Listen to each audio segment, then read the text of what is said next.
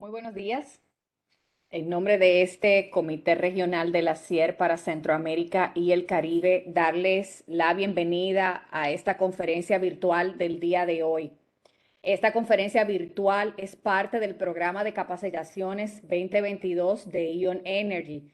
Los que han venido participando de las actividades que hemos estado haciendo en conjunto saben que el día de hoy tenemos la continuación de la conferencia que hicimos el 11 de mayo sobre introducción a sistemas de protección en redes eléctricas de distribución. El día de hoy tenemos invitado a Ernesto Vázquez Martínez, quien fue el expositor de aquella conferencia del 11 de mayo, que de hecho, para aquellos que no pudieron estar presentes, ya esta conferencia está en nuestro canal de YouTube y pueden entrar en cualquier momento y enriquecerse con esa primera participación. Y el día de hoy pues tenemos una especie de segunda parte o continuidad de esta conferencia a cargo nuevamente de Ernesto Vázquez. Bueno, pues muy buenos días, tengan todos ustedes. Como les comentaba Larisa, tengo un problema de configuración en mi computadora, por lo cual les pido una disculpa. No me van a poder estar viendo, pero al menos tenemos la interacción del video y el audio, así que sean ustedes muy bienvenidos. Y por otro lado, pues agradecerle a la empresa por esta invitación a seguir participando en esta serie de seminarios que siempre tienen la intención de compartir experiencias y conocimientos adquiridos a lo largo del tiempo. El ámbito de protecciones es muy amplio, como lo conversamos en la última oportunidad. En realidad, el tema de protecciones involucra aspectos desde selección de equipo, ajuste de los equipos, incluyendo aún así lo que es la puesta en servicio, que actualmente es bastante complejo por el nivel de complejidad que tienen los equipos actualmente, y tienen muchos aspectos que normalmente se tienen que tomar en cuenta. Asimismo, también hay ciertas particularidades cuando hablamos de protección de sistemas de alta tensión, sistemas de media tensión, sistemas de distribución, sistemas de tipo industrial. Siempre va a haber ciertas particularidades. En este caso, la intención es presentarles las ideas generales sobre la parte de la coordinación de protecciones en media tensión. Es un tema bastante extendido, debido precisamente a que pues, prácticamente la energía eléctrica es un insumo natural en prácticamente cualquier empresa, y la confiabilidad en la entrega de este insumo pues forma parte de la confiabilidad de la empresa para mantener una línea de producción, sea cual sea, dada la dependencia que tenemos actualmente de la energía eléctrica. Entonces, en media tensión hay muchos, digamos, aspectos a resaltar, que es los que queremos comentar el día de hoy. En principio de cuentas, cuando hablamos de media tensión, generalmente hablamos de sistemas de distribución.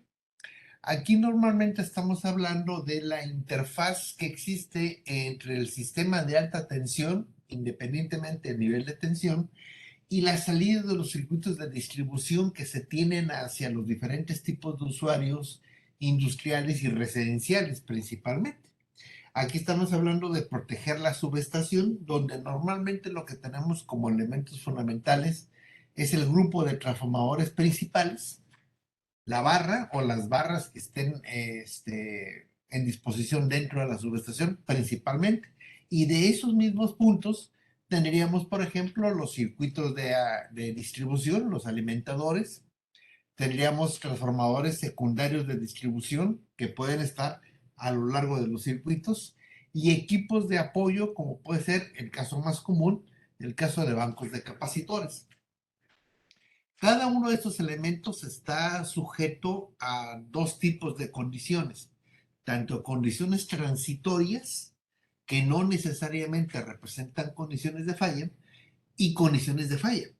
Entonces, el reto para las protecciones es precisamente seleccionar, por un lado, los equipos y por otro lado, el ajuste de los esquemas de protección, de tal manera que podamos tener la capacidad de detectar prácticamente cualquier tipo de falla sin confundirla con una variación transitoria, por ejemplo, de corriente o de tensión, producto de alguna maniobra, producto de alguna transferencia de carga o de algún proceso, vamos a decir, controlado dentro de la subestación y que pueda provocar la operación incorrecta de las protecciones en detrimento de lo que serían los usuarios. Entonces, cada uno de los equipos tiene sus problemas. El transformador, normalmente el transformador es un elemento que su principal problema es detectar las fallas internas incipientes. Es muy difícil determinarlo a través de las protecciones, ya sea diferencial o de sobrecorriente, y necesitamos protecciones complementarias como la de acumulación de gases en los transformadores. En el caso de los circuitos alimentadores, el problema principal es que pudieran caer los conductores cuando exista una condición de falla en una estructura que provoque que la trayectoria de retorno involucre una impedancia de tierra y eso haga una reducción en la corriente de falla y entonces tengamos problema de sensibilidad en las protecciones. Y así cada uno de los elementos va a tener sus aspectos específicos sobre cómo detectar los diferentes elementos de falla. Generalmente, cuando hablamos de sistemas de distribución, generalmente hablamos normalmente de protecciones contra cortocircuitos, pero en algunos casos se requieren protecciones complementarias. Por ejemplo, en el caso de bancos de capacitores, no solamente hay que proteger contra cortocircuitos, que digamos es lo más crítico, sino que también hay que proteger contra desbalances. Y esto por el hecho de que cuando en alguno de los brazos del banco de capacitores, supongamos que está conectado en estrella, alguno de los capacitores individuales se pone en corto, genera un cambio en la impedancia de esa rama. Y de acuerdo a las leyes de Ohm, pues básicamente aquella rama que tenga mayor o menor impedancia es donde se distribuye el voltaje. Entonces, eso ocasiona desbalances de tensión en los bancos de capacitores.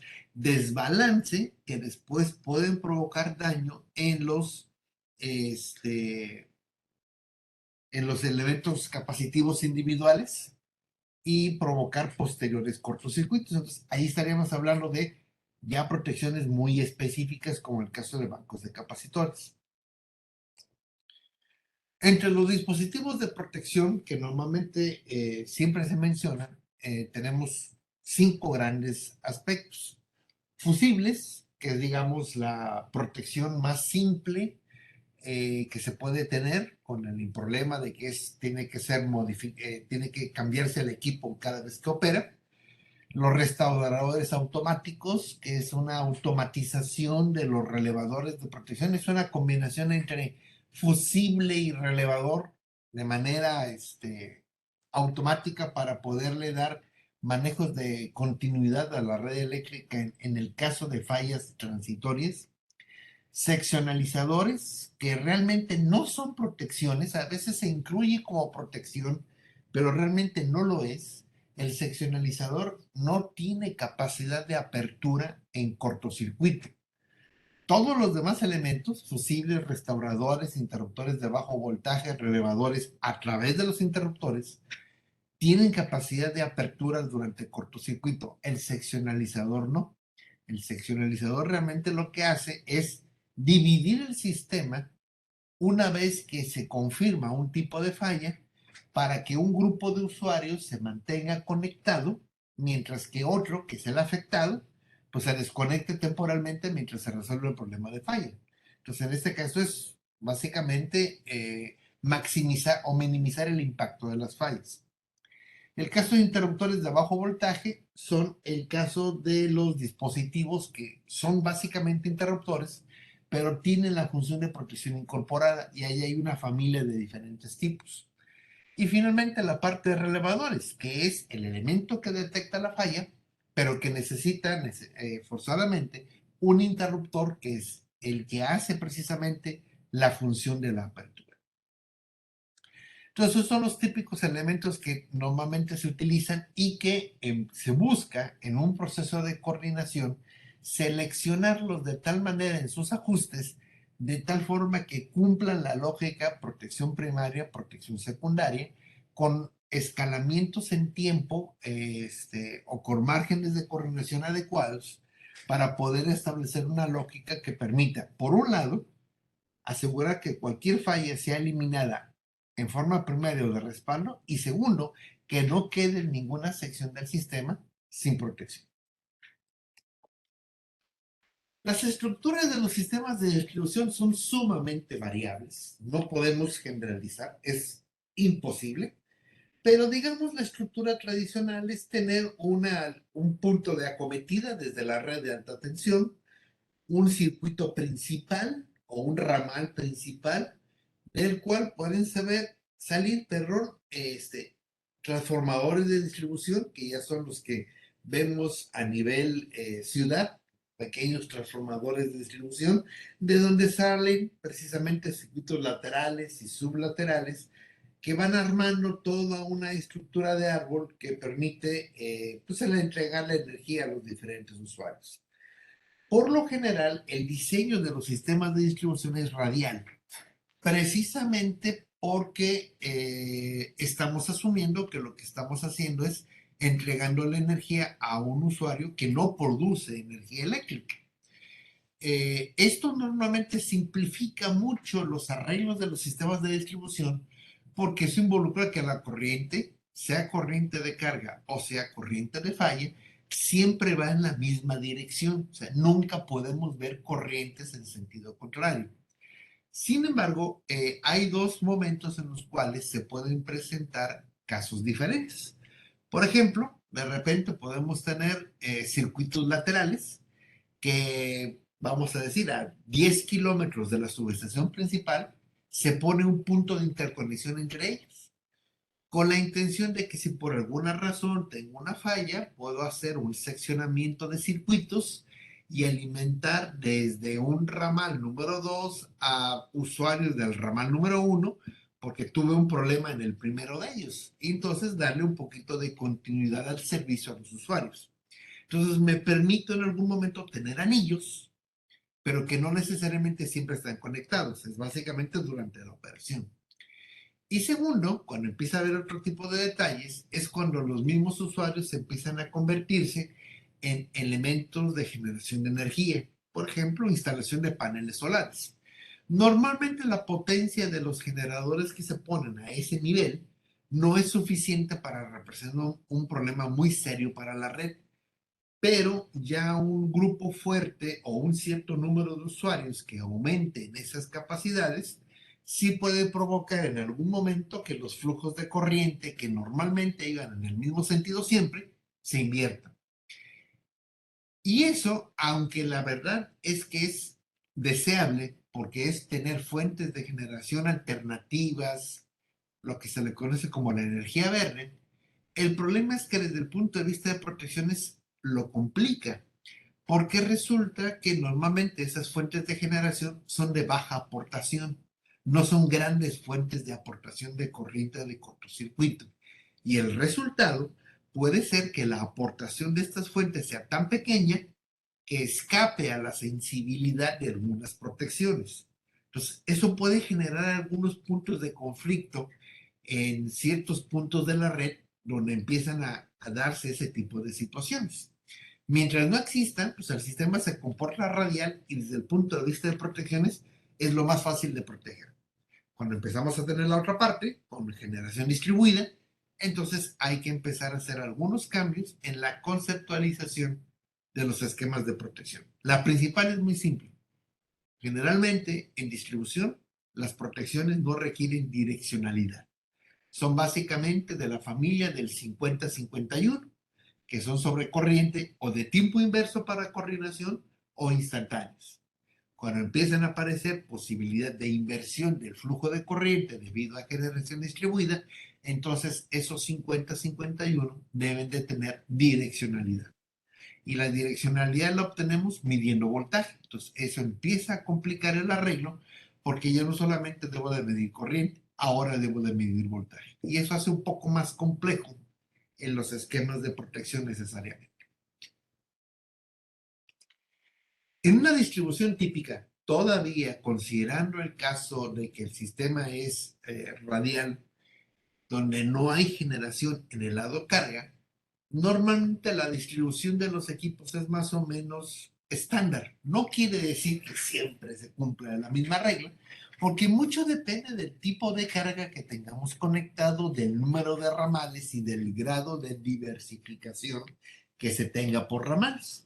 Pero lo más común es que a nivel subestación, que es en el punto de acometida desde el nivel de alta tensión, pues tenemos relevadores, tendríamos los relevadores de cada circuito, como se muestran ahí, y tendríamos también el relevador principal, vamos a decir, en el secundario del transformador de la misma subestación.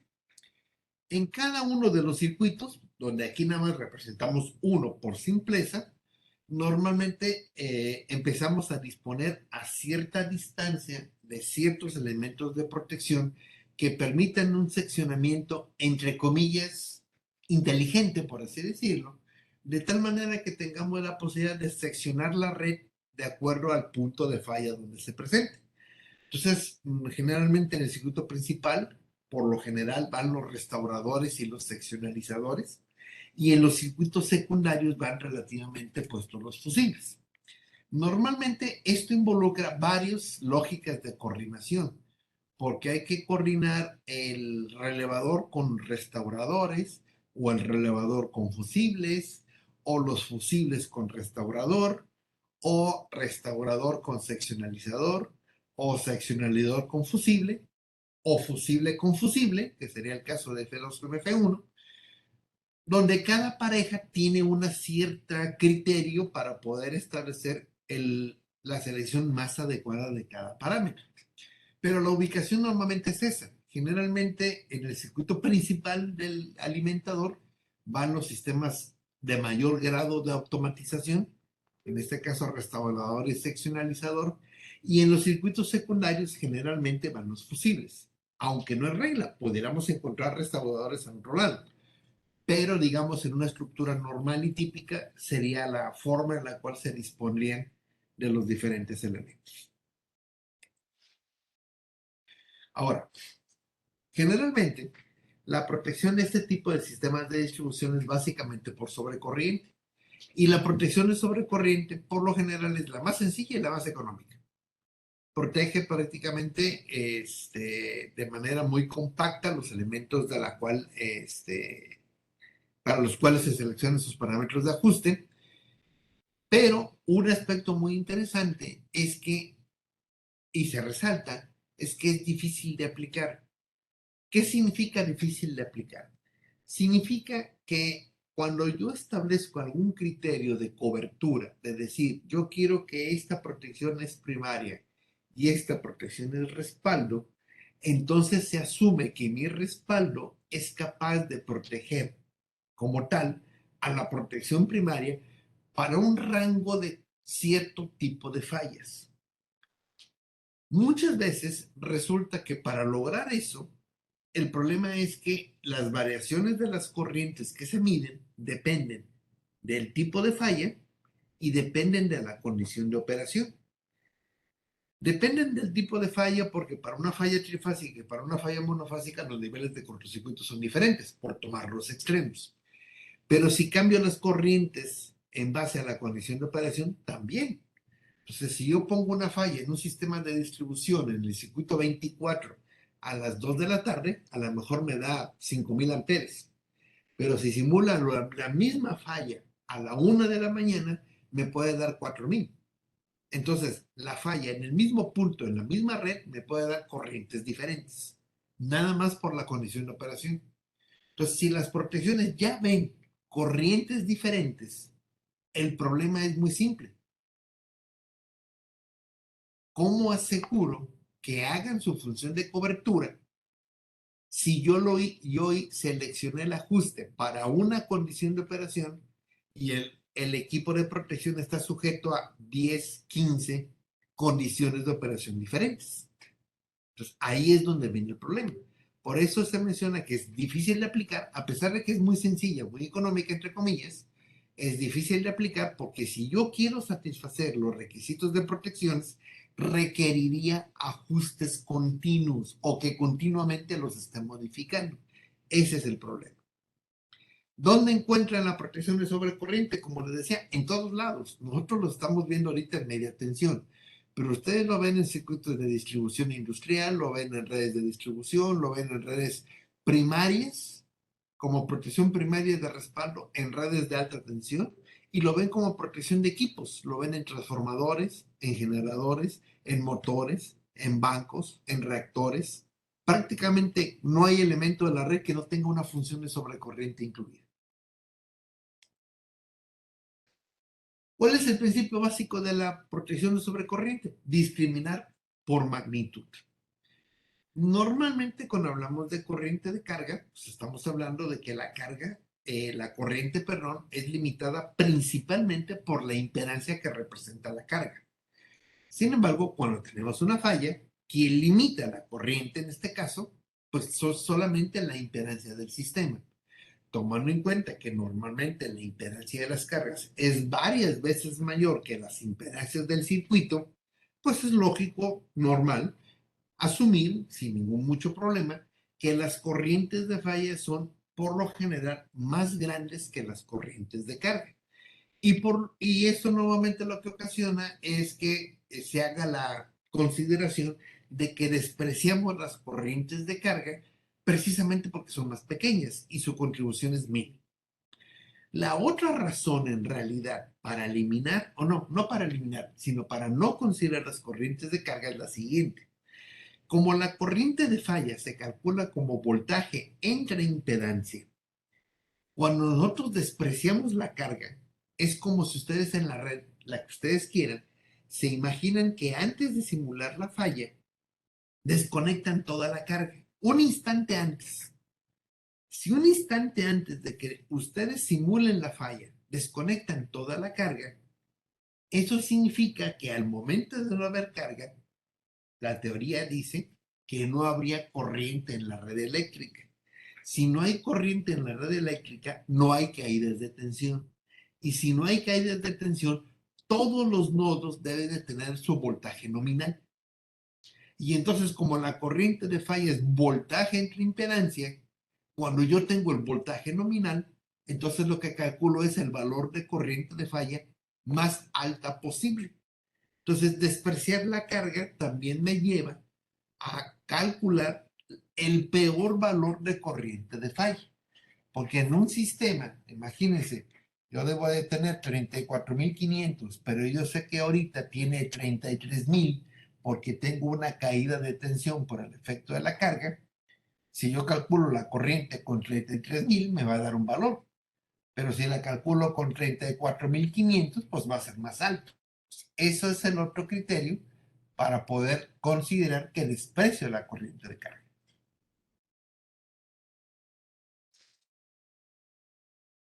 Como elementos de protección, pues el primero generalmente es el fusible.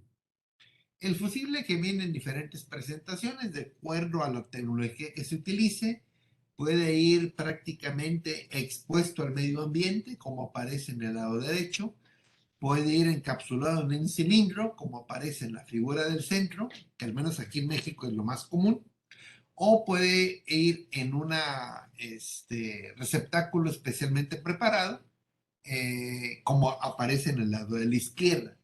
Digamos, eso es lo que cambia es el montaje. Pero la función es básicamente la misma. Un elemento que básicamente está sensando corriente y que cuando la corriente llega a un valor seleccionado por diseño, este elemento se funde, crea un espacio abierto y eso permite interrumpir la corriente. Aquí en este caso, la situación principal es que normalmente la operación de fusible involucra su reposición con un equipo nuevo, porque pues, una vez operado el fusible, pues hay que cambiarlo. En este caso, la operación del fusible tiene algunas particularidades. La principal es el momento de apertura. Normalmente la red es altamente inductiva y la inductancia tiene el fenómeno caprichoso de tratar de mantener la corriente circulando.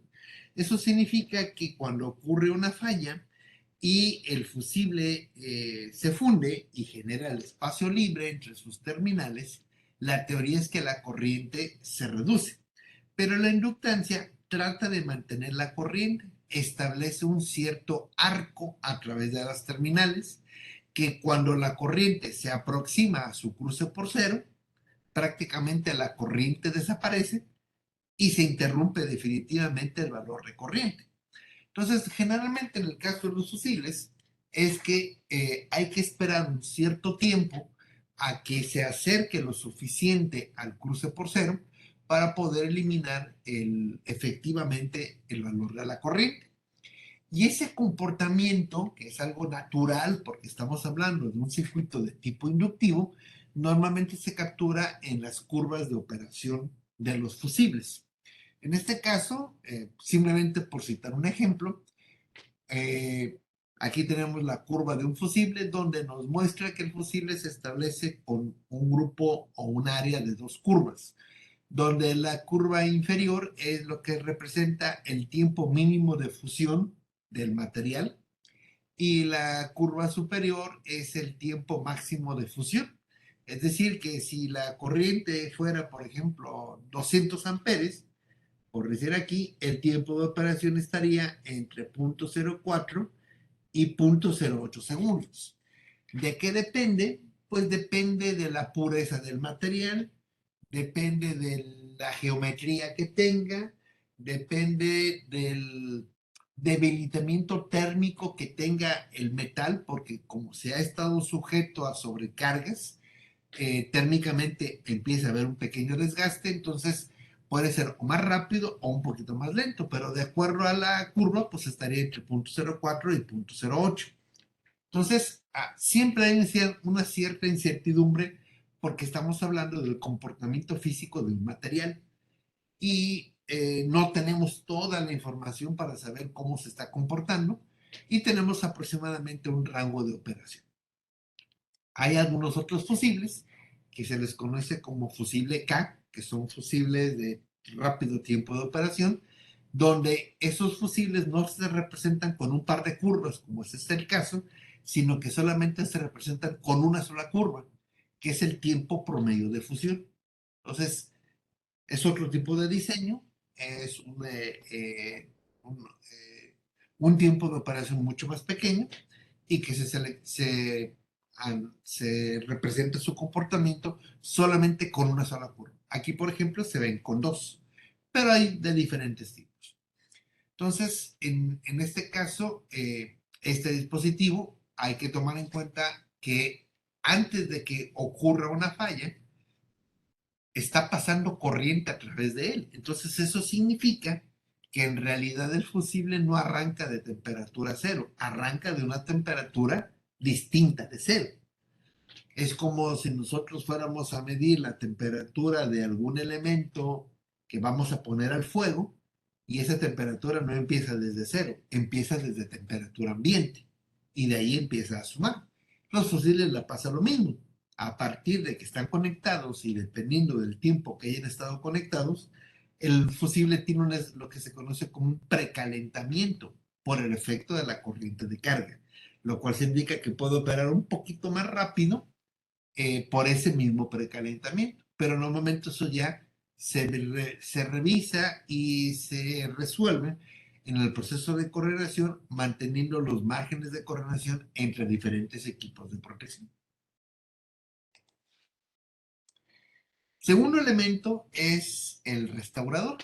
El restaurador en realidad se puede decir que es el equivalente a un relevador múltiple. En realidad el restaurador lo que hace es tratar de mantener una automatización en el circuito, a diferencia del fusible que se opera y se acabó el problema, sino que realmente lo que trata de hacer es identificar si lo que está sucediendo en la red es una falla transitoria. Si lo que está pasando es una falla transitoria, eso involucra que pueden volver a reconectar el circuito, recuperándolo en su totalidad y con una mínima afectación a los usuarios. Este tipo de restaurador, inicialmente por el mecanismo que utilizaban, era de tipo hidráulico. Actualmente los más nuevos son de tipo estático y los hay de analógico y digital. Mucho depende de las características del mismo equipo y su nivel de programación en función de la base constructiva que tenga los restauradores. Una disculpa. ¿Cómo es la secuencia de operación del restaurador? Bueno, aquí se ve una secuencia completa donde lo que tenemos en el lado izquierdo es una corriente de carga pequeña, aparece una falla, se ve el incremento de la corriente y la protección opera. O sea, el restaurador dice, hay una falla. Ok, si hay una falla, abre sus contactos, interrumpe la corriente y arranca un timer interno. Cuando pasa ese timer, que es ajustable y es calculable para el proceso de coordinación, cierra otra vez contactos, asumiendo que lo que puede haber pasado es una falla transitoria. Si la falla no es transitoria, vuelve a aparecer corriente de falla. Si hay corriente de falla, una segunda función de protección detecta la falla y desconecta, vuelve a arrancar otro timer y vuelve a esperar. Este tiempo es ajustable, puede esperar un poco más de tiempo, vuelve a hacer el intento, aparece la falla, vuelve a detectarse que se trata de una falla, vuelve a desconectarse en este punto y finalmente hace un último intento. Si el último intento resulta que cuando se vuelve a reconectar vuelve a haber una corriente de falla y se desconecta, entonces automáticamente el equipo queda amarrado para que no se acaba la secuencia y entonces ya tiene que mandar la indicación de que pues, es una falla permanente.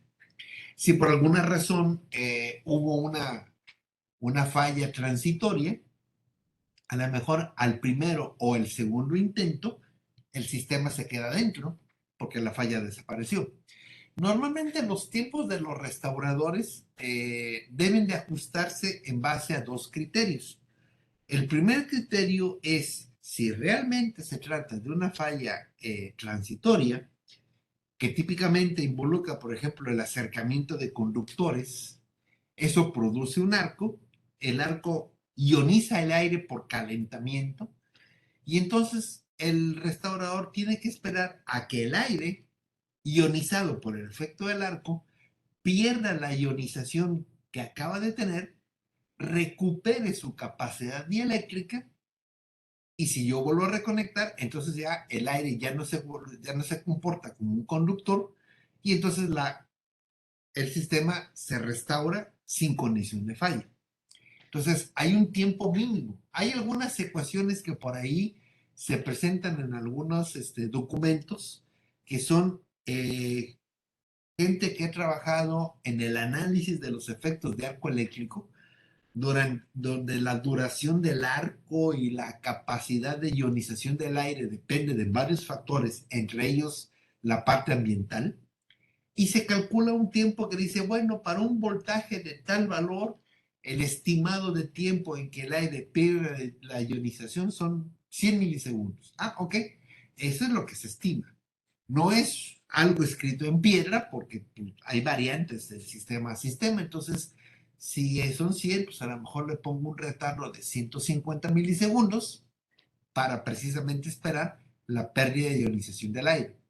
Y la segunda parte es que el tiempo no puede ser demasiado alto para que coordine con otras protecciones. Entonces, estamos jugando con esos tiempos de operación para permitir la desionización del aire y segundo, para que coordine con otras protecciones, porque yo no sé si este relevador se coordina, este restaurador, perdón, se coordina contra otro restaurador, o se coordina contra un seccionalizador, o se coordina contra un fusible.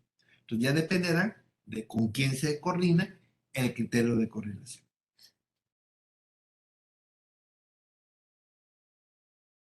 El otro elemento es el seccionalizador. Como yo les decía al principio, el seccionalizador en realidad como protección no lo es. Por una simple y sencilla razón, no tiene capacidad de apertura.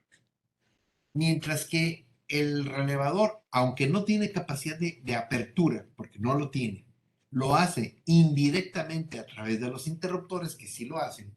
El restaurador también lo hace Y el fusible también lo hace, aunque se funde, pero tiene capacidad de apertura. El seccionalizador no. El seccionalizador está diseñado para abrir en condiciones de no falla.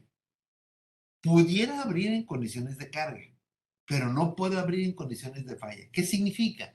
Que su contacto no tiene la capacidad para soportar el efecto del arco eléctrico si se presenta, y eso puede dañar el equipo. Entonces, normalmente el seccionalizador se maneja, digamos, para abrir el circuito sin corriente de preferencia. ¿Cómo trabaja el seccionalizador? Bueno, realmente el seccionalizador lo que hace es que cuenta, es un contador, ¿sí? Este contador puede ser hidráulico en las versiones de pistón o puede ser estático con toda la tecnología nueva que hay para poderlo implementar. Pero básicamente lo que hace es que cuenta. ¿Qué es lo que hace? Imagínense ustedes que juntamos este restaurador con este seccionalizador. Este restaurador tiene tres pruebas. Si ustedes checan, ocurre una falla, esta es falla, cierra, o sea, este es el primer recierre y es malo. Segundo recierre, tampoco es exitoso. Tercer recierre, y si no es exitoso, se queda completamente abierto. ¿Qué es lo que hace el seccionalizador? Cuenta. Y lo que hace es que cuenta en base a corriente cero. ¿Sí? Por ejemplo, tengo corriente de carga, aparece la corriente de falla, alguien opera, imagínense que el que está operando aquí es precisamente el restaurador en su primer ciclo, y cuando opera el restaurador e interrumpe la corriente, el seccionalizador dice, pasé de corriente a cero corriente. Entonces lo que hago es, cuento, llevo uno. O de otra manera, le lleva el conteo al restaurador. Ya disparaste una vez. El restaurador llega a este punto donde hace un recierre, probando a ver si es exitoso. Pero como un tiempo después vuelve a abrir, nos damos cuenta que fue un recierre. El primer recierre no fue exitoso. Entonces se vuelve a interrumpir la corriente en este punto. Entonces, como pasó otra vez de corriente a cero corriente, el restaurador, el seccionador pasa a la posición 2. Otra vez, ahora el restaurador pasa al segundo recierre. Aquí está el segundo recierre. Y no es exitoso. O sea, tampoco pasó. Y cuando se vuelve a interrumpir la corriente por tercera vez, el seccionalizador llega, por ejemplo, a su límite, contador de 3 veces. Si ya llegó a 3 veces, lo que hace el seccionalizador, abre. Aquí ya abrió. El propósito es muy simple. Si resulta que ya abrió, le está dando oportunidad al restaurador de que intente otro recierre más. Aquí fue el primero, aquí fue el segundo, y que intente uno más. Entonces, si la falla está de este lado, o sea, si vemos este circuito, si la falla está a la derecha del seccionalizador y acabamos de interrumpir la corriente y él abre, cuando el restaurador vuelva a hacer el último intento y este seccionalizador está abierto, toda esta sección del sistema se recupera y los usuarios se ven beneficiados. Entonces, este seccionalizador dice, bueno, esto lo que me permite es, bueno, desconecto a estos usuarios, pero salvo estos. Entonces, le da un grado, la combinación restaurador-seccionalizador, le da un grado de automatización a la operación de los relés, de las protecciones, de tal manera que en el caso de fallas transitorias, pudiéramos recuperar alguna sección del sistema en beneficio de los usuarios.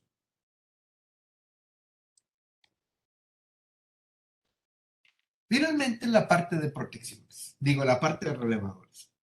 El relevador en realidad, pues es el elemento más complejo, es el que tenemos al principio del ramal, que es el que tenemos acá. Aquí tenemos una protección del circuito principal y tenemos la protección del secundario y del transformador, en este caso. Y generalmente las protecciones en el esquema más tradicional se disponen a través de transformadores de corriente en conexión estrella.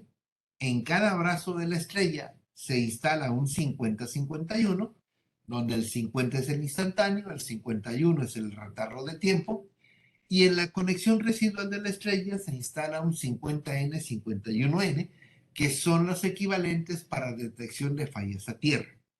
Esto me da un muy buen esquema de protección que en teoría debe de ser capaz de coordinarse con las protecciones del mismo circuito para que si en algún momento el fusible o el restaurador ya no puede liberar la falla o la falla está aguas arriba de algunos de estos dos elementos, pues al que le toca operar es precisamente a los relevadores. Con el efecto consiguiente de que se abre todo el circuito, pero eso es lo que puede pasar en este caso. En el caso de los relés, pues el grado de automatización que se tiene es muy alto. Aquí simplemente estoy mostrando el caso de un relé electromecánico. Realmente en el caso de un relé digital, las familias de curvas que nos entregan es muy variada. En el caso de las versiones electromecánicas teníamos el problema de que estábamos sujetos a una cierto grupo de restricciones y por ejemplo nos decían este relevador nada más tiene curvas inversas o este relevador nada más tiene curvas extremadamente inversas. Y actualmente un relevador digital con un selector adecuado podemos seleccionar entre curvas inversas, muy inversas, extremadamente inversas, de la familia del IEEE, de la familia del IEC. Se pueden llegar a tener hasta 15 familias de curvas diferentes. Cuando llegamos a este punto, generalmente la pregunta es, bueno, entre tanta curva, ¿cuál es la que me conviene más? Y normalmente hay dos reglas. La primera regla es a quién vas a respaldar. Si lo que estás respaldando es un fusible y tú tienes una curva de operación como la que vimos aquí, pues entonces selecciono una curva de relevador que se adapte lo mejor posible a la curva del fusible o a la curva del restaurador o a la curva del interruptor de baja tensión, independientemente de quién se trate. Y ya seleccionaremos los parámetros en base a ciertos criterios.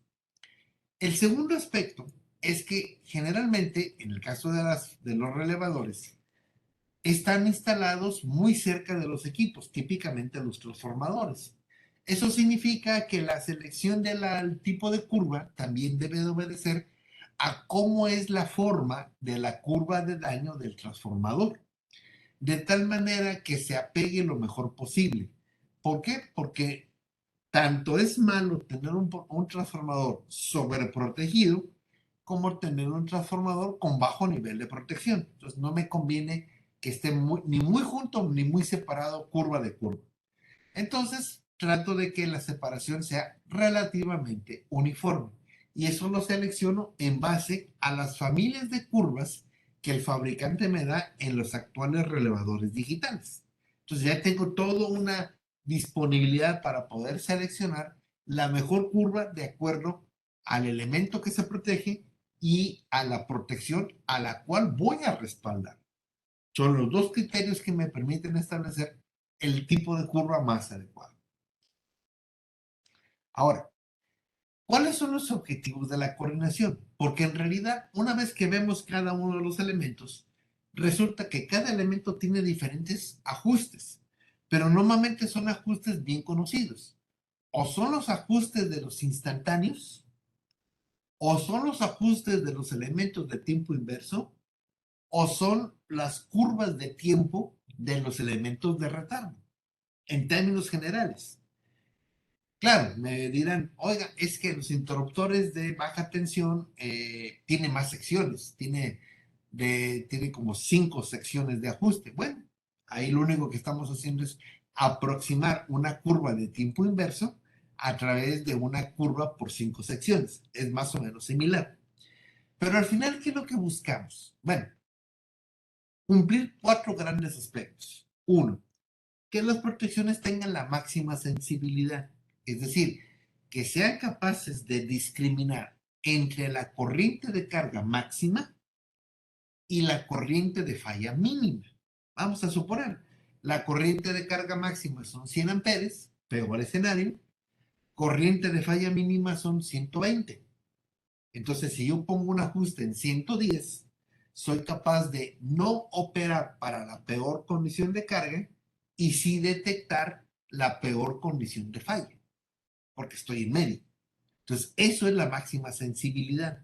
Ni quiero que opere incorrectamente por la carga, ni quiero que deje de operar por un bajo nivel de falla. Segundo, máxima velocidad de operación, es decir, aunque los relés tengan curva 1, 2, 3, hasta la 12 en algunos casos, pues a mí no me conviene tener curvas tan altas porque curvas tan altas representan tiempos de operación muy altos. Entonces me conviene estar en las curvas 1, 2, 3, por ahí más o menos. Tercero, máxima seguridad y confiabilidad. En otras palabras, que cuando la protección deba de operar para una determinada falla que yo considero y ajusté para ello, lo haga. Pero para aquellas fallas en las cuales yo no considere que opere, pues que no lo haga. Y eso es básicamente selectividad. Se oye muy simple, pero normalmente las parejas que existen en la operación de protecciones son diversas. No es lo mismo ajustar relé con relé que relé con fusible, que restaurador con fusible o restaurador con seccionalizador. Entonces, empieza a haber ciertos criterios entre cada uno de ellos. La idea es que en la mayor parte de los casos se cumpla satisfactoriamente estos cuatro aspectos al mismo tiempo o de la mejor manera posible. Entonces, ¿qué es lo que tenemos como parte de los objetivos? Bueno, necesitan seleccionar curvas de tiempo inverso, que puede, en el caso del restaurador, no nada más hay una curva, hay más de una, porque pueden tener, en el caso del restaurador, hasta 4 curvas de operación con sus correspondientes resierres. Hay que seleccionar las curvas, las corrientes de arranque de los elementos instantáneos, que sería el I por unidad I, o las curvas o los valores de arranque de los elementos de tiempo inverso, que es el corriente por unidad del lado secundario, o las corrientes por sobrecarga, que sería el primero de los valores que aparece como un PU. Entonces, cada una de ellas pues está basada en algún comportamiento específico de cada elemento que voy a proteger, pero son básicamente los 3 grandes parámetros que seleccionamos. Las corrientes de sobrecarga, las corrientes de arranque de los elementos de tiempo inverso, las corrientes de los elementos de tiempo instantáneo y las palancas o las curvas de tiempo cuando estas involucren dentro de los redes. En este caso, ¿cuál es la estrategia? Primero, no seleccionamos, definimos cuáles son las parejas. Aquí, por ejemplo, como parejas, estamos hablando, hay una pareja de relé-relé, porque hay que coordinar estos dos. Habrá una pareja relevador-fusible, relevador-restaurador, restaurador-fusible, fusible-fusible, y las que en momento dado se presenten a lo largo del circuito. Entonces, tengo que ver por parejas. Normalmente siempre se hace así por lo siguiente. Hacer 3 elementos es complicado. Si 2 se vuelve complejo, 3 es más complicado todavía. Pero más aún, el problema es que la distancia entre ellos representa corriente. Entonces, mientras más distancia hay, la diferencia en corrientes es más grande. Entonces, no es lo mismo decir, yo tengo este fusible que mide una corriente de carga a este restaurador que ve una corriente de carga más pequeña, porque hay menos cargas, a este fusible que ve una corriente de carga aún más pequeña, porque tiene menos cargas. Pues ese efecto de reducción de las corrientes de carga, pues vuelve cada vez más complicado el problema de sensibilidad. Entonces, por esa razón no hacemos todo en un solo proceso, sino que lo tomamos por parejas. Segundo, por estudios de flujo, hay que determinar la máxima corriente de carga en cada uno de los puntos y las corrientes de arranque de los elementos de tipo inverso, principalmente. Aquí hay que tener mucho cuidado porque cuando hablamos de la máxima corriente de carga, hay que revisar cuál es la condición de operación, ¿sí? Porque puede ser el mismo sistema, pero si este sistema depende de la red eléctrica de alta tensión, pues dependiendo de la condición de operación, las corrientes de falla también van a tener variaciones. Generalmente, muchas veces lo que se hace es hacer el estudio a demanda máxima y a demanda mínima para tener por lo menos los dos extremos. Posteriormente, por un estudio de cortocircuito, determinar las corrientes de arranque de los elementos instantáneos. Y eso ya dependerá de las zonas de cobertura que se vayan a definir. Por ejemplo, la correlación entre este relevador y este fusible, si lo que tengo es un elemento instantáneo, pues entonces se supone que el elemento 50 de esta protección no debe de ver más adelante de cierto punto, sino hasta cierto punto, y verificar que esa sea la condición. Pero es igual, como son corrientes de falla, las corrientes de falla cambian por el tipo de falla y la condición de operación. Entonces también hay que definir en qué condiciones se maneja el estudio de corte. Y finalmente ir haciendo el proceso de coordinación desde la carga hasta el punto de falla, pareja por pareja. Primario, respaldo, ahora el respaldo es primario y hago el respaldo y así sucesivamente hasta que concluimos con todos. Ahora, este proceso de coordinación no es simple, es complejo definitivamente. Afortunadamente tenemos actualmente muchas herramientas de simulación para poder hacerlo. Programas como ETAP, como Aspen, como Dick Silent, etcétera, SKM, me permiten hacerlo ya de manera más automática, pero normalmente esos programas no me calculan los parámetros de ajuste. Esos programas me dicen, pon aquí el relé, pon el ajuste y luego te verifico si la coordinación es adecuada o no. Te verifico, pero el programa no calcula los ajustes. Esos ajustes tenemos que hacerlos todavía en forma externa. Entonces, ahí es donde ha habido la intención de tratar de automatizar esta etapa. Es difícil y ha habido algunos intentos. El problema principal es que en el caso de distribución hay muchos elementos con familias de curvas muy especiales. No es lo mismo un fusible que un resonador, que un relevador, etcétera, etcétera. Y entonces lo que se ha hecho es avanzar por partes. Resulta que hay un método para poder determinar una coordinación automática, pero hay una excepción. Esta excepción es que lo que se existe actualmente para coordinar funciona principalmente para relevadores de sobrecorriente, solamente relevadores. En estas aplicaciones, que son todavía un poquito incipientes, no hay fusiles, no hay restauradores, no hay nada, nada más hay puros relevadores. Y esta metodología no es complicada, pero básicamente lo que dice es, vamos a modelar el problema como un problema de optimización. Entonces, cuando uno plantea eso, dice, vale, ¿qué vas a optimizar? Tiempos. Si recuerdan, una de las estrategias que se menciona por aquí es que los relés o los equipos tengan la máxima velocidad de operación. En otras palabras, que tengan el mínimo tiempo de operación. Entonces, en el caso de la coordinación automática como un método de optimización, resulta que la función objetivo, lo que se va a optimizar, es la suma de los tiempos de todos los relevadores, sean primarios o de respaldo. Entonces, se asume que la mejor solución es aquella donde la suma de todos los tiempos de operación, dígase 2, 4, 6, el número de protecciones, sea el menor posible. Y entonces se sujeta a un grupo de restricciones. ¿Cuáles? A, que la corriente de arranque tiene un valor mínimo, un valor máximo. ¿De dónde salen estos valores? Del estudio de flujos. Porque si el estudio de flujos ustedes saben cuál es la mínima condición de carga y cuál es la máxima condición de carga, puedo definir cuál es el valor mínimo, cuál es el valor máximo.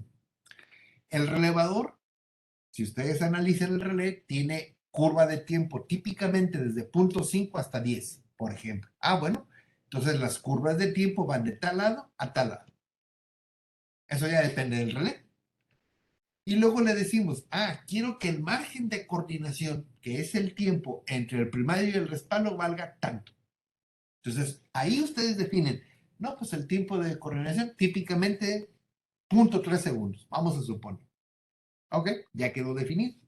Y también pueden definir que el tiempo mínimo sea de un valor y el tiempo máximo sea de otro. Entonces, meten todo un grupo de restricciones que limitan esta función objetivo y lo meten en un programa de optimización. Ese programa de optimización lo que va haciendo es planteando soluciones hasta que encuentra, en principio, la mejor opción. Les voy a plantear un caso. Esto lo saqué de un artículo que se publicó hace relativamente poco. Es un sistema de 8 nodos, es un sistema de distribución con anillos, donde lo que tenemos son puros relevadores. O sea, no están incluidas las protecciones del transformador, solamente las de los circuitos, nada más. Eso es todo lo que está incluido. Entonces tenemos ahí en total, ¿dónde están? 12, 13, creo que son 14 protección, 14, son 7 líneas. 1, 2, 3, 4, 5, 6, 7 líneas por 2, 14. Tenemos 14 protecciones. Entonces, el propósito es decir, quiero coordinarlas. Aquí normalmente el problema es, ¿cuántas parejas tengo? Pues la pareja es, por ejemplo, 2 respalda 3, 3 respalda 4, 4 respalda 5, 5 respalda 6 y 7, 6 respalda 1, 7 respalda a 1 y 8. Entonces, empiezan a generar todas las parejas. Y luego hay que buscar las corrientes de carga. Y luego hay que calcular las corrientes de falla. Entonces, ya se imaginarán que no es algo que haga en media hora. Me voy a tardar un rato. Cuando esto se mete a un método de optimización de este tipo, obtenemos estos resultados. Estos son los resultados que ya maneja el documento. No me estoy metiendo a los detalles finos. El documento lo que hacía era comparar 3 métodos. Un método lineal, un método no lineal y un método que ellos proponen, pero son métodos de optimización. Y aquí les dice, aquí están los 14 relevadores. Y luego les dice, ¿sabes qué? Aquí está la función objetivo. Esta es la suma del tiempo total de los 14 relés. Entonces, obsérvese que aquí el tiempo da 12.42 segundos, 6.92, 7.63. Dice, bueno, pues la solución propuesta es bastante buena porque en este método no lineal, el tiempo es 6.92 y nosotros obtuvimos, por ejemplo, 7.63. Pero, ¿qué es lo que quiero resaltar aquí? Que nada más le dan los datos mínimos al programa, el programa corre un cierto tiempo, tarda normalmente, esta aplicación de 14 nodos debe de tardar como 10 segundos cuando mucho, y les arroja al final la corriente del pick-up, la corriente de arranque, aquí está como corriente primaria, no como corriente secundaria, y la valor de la curva de tiempo. Entonces, aquí ya tienen una posibilidad de decir, a ver, meto todos los valores que necesito, corro el programa y el programa me da los ajustes. Inclusive aquí les da el tipo de curva. Normalmente inversa, muy inversa, el tipo de curva que hay que poner. Entonces, se empieza a abrir la posibilidad de automatizar este tipo de problemas para llegar a este. Este es un poco más complicado porque tiene diferentes elementos. Este está simplificado porque nada más son puros relés, pero bueno, por algún lado se tiene que empezar. Entonces, si alguien revisa en la literatura coordinación automática de protecciones, hay muchos artículos, esa es la realidad, de métodos propuestos para hacer esto. Pero todavía no hay un programa o una aplicación que alguien pueda vender y que alguien pueda comprar y diga, aquí tengo un programa para coordinación automática. ¿Por qué? Porque todavía faltan algunos detalles que pulir. Por ejemplo, relevadores, ok. Oiga, pero yo quiero agregar fusibles o quiero agregar otra cosa. Entonces, necesita crecer para que sea realmente práctico el momento dado. Y el otro, que es donde se ve la ventaja de la automatización. a medida que los sistemas de distribución empiezan a estar mayormente impactados por la generación distribuida, pues el problema es que la generación distribuida actualmente es típicamente eólica y fotovoltaica. Y esas fuentes tienen un problema de aleatoriedad e intermitencia producto de la misma fuente primaria de energía. El viento no es constante y la radiación solar tampoco lo es. Entonces, si las fuentes de generación empiezan a fluctuar, resulta que entonces la condición de operación del sistema se está moviendo constantemente. Entonces, tratar de reajustar esto una vez al día es caótico. ¿Cómo lo resuelvo? En forma automática, donde yo esté monitoreando los datos de la red a través de una escala, esa información se concentra en un punto y cada X tiempo se puedan hacer una reconfiguración de ajustes para que la red mantenga sus criterios de protección de la mejor manera posible. Entonces, todo esto va encaminado hacia sistemas de coordinación en tiempo real. Pero para llegar a esos sistemas de coordinación necesito tres cosas. Sistemas de comunicación, porque necesito jalar los datos de los equipos y luego llevar los ajustes nuevos de regreso a los equipos. Algoritmos de identificación de escenarios, es decir, no voy a estar reajustando cada segundo, es impráctico. ¿Cuál es el criterio para decir, ahora sí que reajustar? O a lo mejor no hay que reajustar ahorita, o cada 5 minutos, o tiene que haber un criterio para decir, en este momento lo hago o en este momento no lo hago. Y finalmente, el algoritmo de coordinación automática. Juntando esas tres cosas, entonces pudiéramos ya tener sistemas de coordinación de protecciones en tiempo real y en forma automática. Mientras mayor nivel de complejidad tenga la red con toda la generación distribuida, esta es una solución viable que yo creo que en el corto plazo a lo mejor el problema es costo, porque estábamos hablando de sistemas de distribución, pero a medida que se vaya simplificando muchos aspectos, yo creo que va a estar al alcance de muchos sistemas. De mi parte es todo.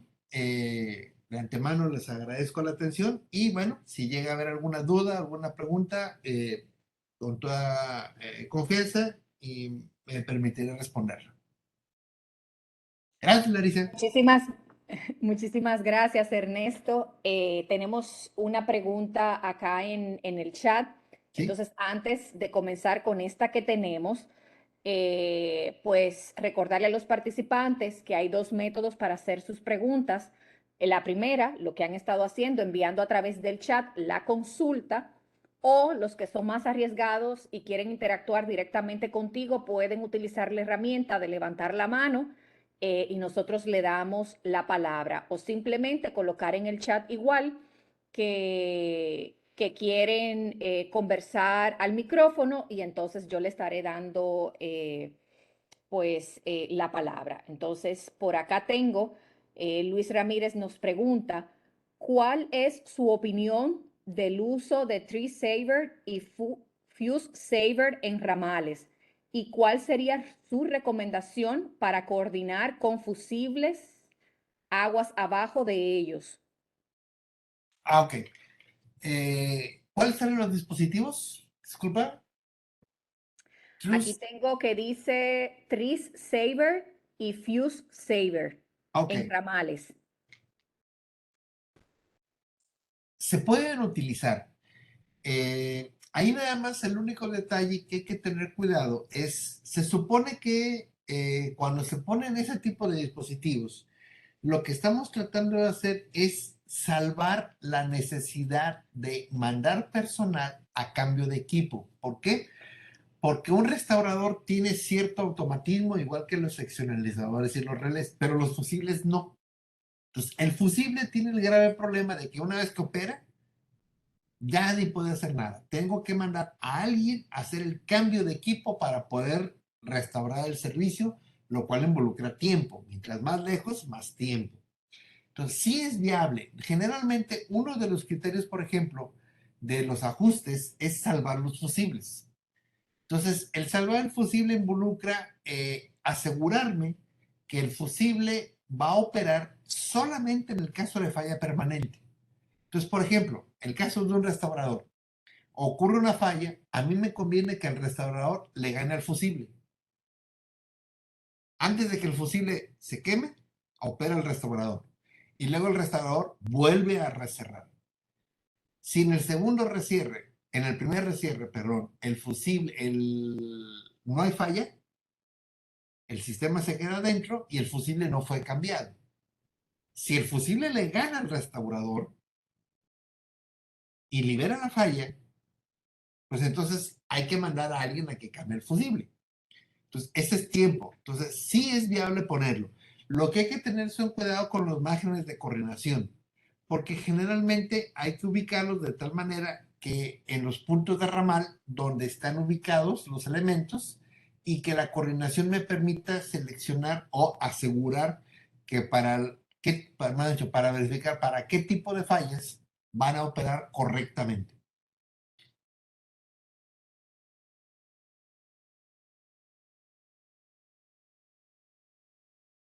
Sí, Ok. Ajá. esa sería mi respuesta, Larisa. Sí, tranquilo. Nos pregunta Carlos Barreto, ¿cuál es el tiempo más bajo o rápido para el despeje de fallas monofásicas a tierra en circuitos de distribución de 34.5 kV con carga distribuida a lo largo del circuito?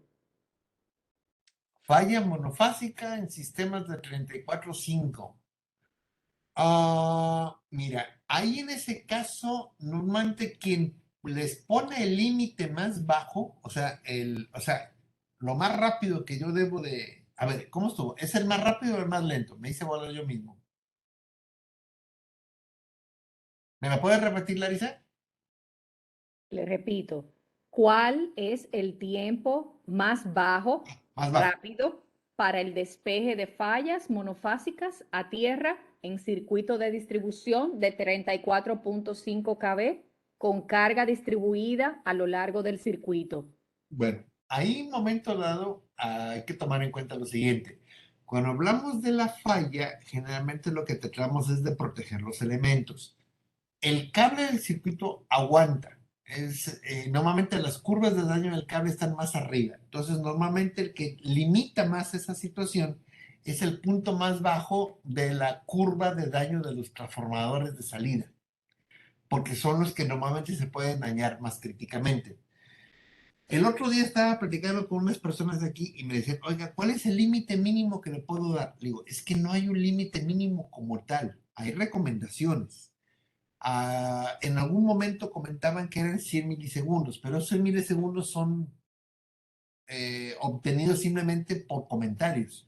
En realidad, el tiempo más bajo debe ser el punto más bajo de la curva de daño del transformador. Y de ahí ponerle un margen de seguridad.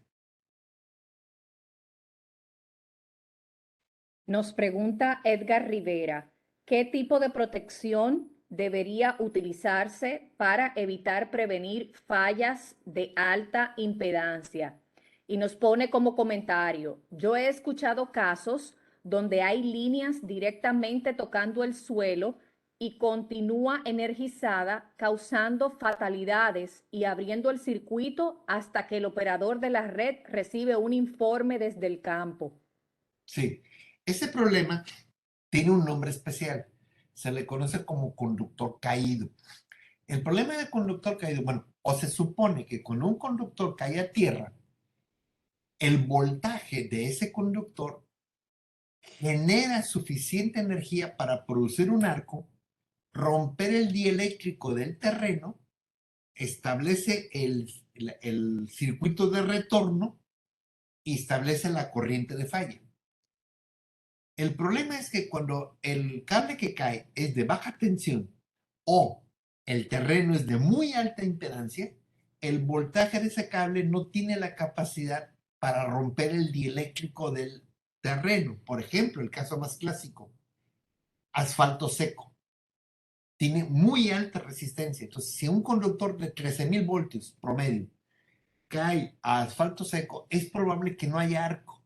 Si no hay arco, no hay retorno. Si no hay retorno, no hay corriente. Entonces, resulta que si tú estás midiendo la fase, pasaste de una corriente de carga, no sé, de 50 amperes a cero. Entonces, ahí no puedes utilizar ninguna protección de sobrecorriente. Por lo que yo tengo entendido, nada más hay 3 relevadores que tienen un 85% de desempeño, así lo marcan los fabricantes, para detectar conductores caídos. El primero que salió al mercado fue el F60 de General Electric. Tiene capacidad de detección de conductores caídos. Cuando hablamos de conductor caído, es detección de fallas de impedancia de más de 1000 ohms. Segundo relé, el nombre se los debo, es uno de ABB, y hace como 5 años, el último relé que salió para conductor caído es de Cell. Son los 3 relés que tienen la capacidad para detectar conductor caído. Ahí no puedo utilizar un relé de sobrecorriente tradicional. No me sirve, no va a detectar absolutamente nada. Ahí son relés con algoritmos especiales. Son algoritmos que se basan en corriente transitoria capacitiva, en interarmónicas, en energía, en distorsión, o sea, en muchos, se basan en muchos aspectos, pero que no utilizan ni el módulo ni el ángulo de las corrientes alternas.